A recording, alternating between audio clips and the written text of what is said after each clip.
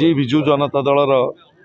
29तम प्रतिष्ठा दिवस आम पुणी थे संकल्प नौचु किभली भाव में एक समृद्ध विकसित ब्रह्मगिरी गढ़ी तोलू। प्रबाद पुरुष स्वर्गत विजु बाबूर जो स्वप्न थिला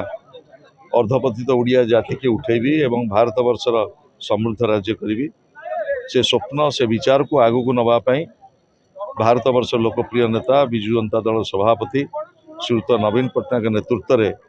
विजु जनता दल आग को आहरी शक्तिशाली हम। पांच थर ओडिशार जनसाधारण नवीन पट्टनायक को विजु जनता दल को आशीर्वाद करछंती, सेवा करने सुजोग देछंती एवं आज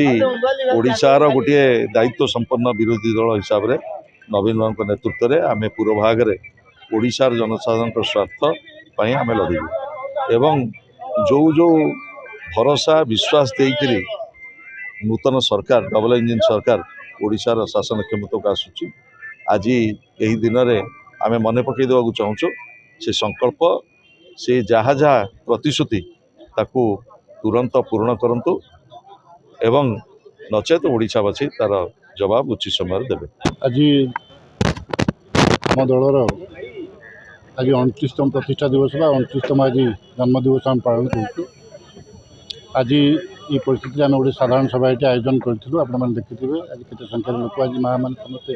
जोगदे सभाटी को साफल्यमंडित कर आज संकल्प रहा आगामी दिन में दल को संगठन करूँ। नवीन पट्टनायक नीति आदर्श अनुप्राणित होकर दल को सशक्त करूँ एवं दलर मार्गदर्शक संजय दास नेतृत्व में ब्रह्मगिरी माटी पुणी दल सशक्त हम यही आह्वान में आम आज समस्त एकत्रित हेलु और यही शपथ नहीं कि बर्तमान आज आम सभा साइन।